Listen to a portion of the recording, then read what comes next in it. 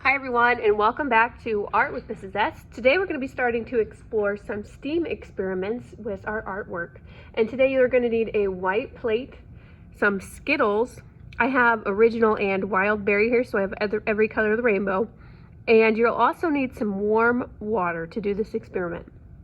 So what I did first, I have my plate laid out, and then I organized my Skittles in Roy G. Biv order. So you'll see the red, orange, yellow, green, blue, and purple, but you do not have to organize them this way, or if you have a different type of Skittles, the order doesn't necessarily matter.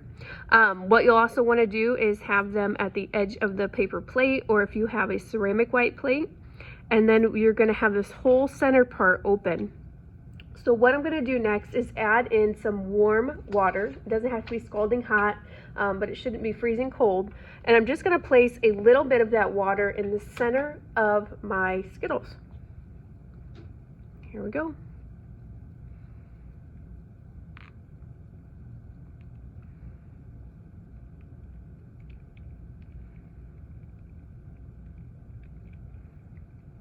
Notice I'm doing this very slowly. If yours is on an uneven surface, you might have to get out from the center a little, so my Skittles don't go all over the place. All right, and now as that warm water touches those Skittles, you'll notice something is starting to happen, and I'm seeing it right here, and I'm also seeing on this left-hand side here. And what's happening is that the Skittles are made mostly of sugar and food coloring. These two items are particularly susceptible to dissolving when exposed to water or any other liquid. This provides you with the initial coloring of the water. So this is a type of diffusion. Look at that beautiful color right here. The color then spreads out over time. This is through diffusion. Diffusion is what happens when an area of highly concentrated molecules or items move to an area of low concentration. This doesn't just give you some pretty cool science, but gives you a piece of art. And look at that amazing color. And this is why I organized my Skittles in this way, so that it did create this rainbow effect. If you do a lot of darker colors, you're going to have a lot of these kind of brown or dark purples forming.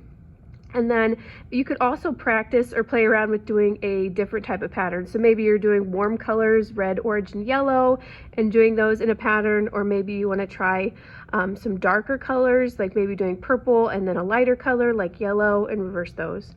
Look at this. It's almost done diffusing. It's going to diffuse all the way until they start meeting in the center. And eventually it'll all get mixed together, or if you bump your table or move the plate, it'll get all mixed up. You can kind of very gently move the plate if you want to change how the design is forming.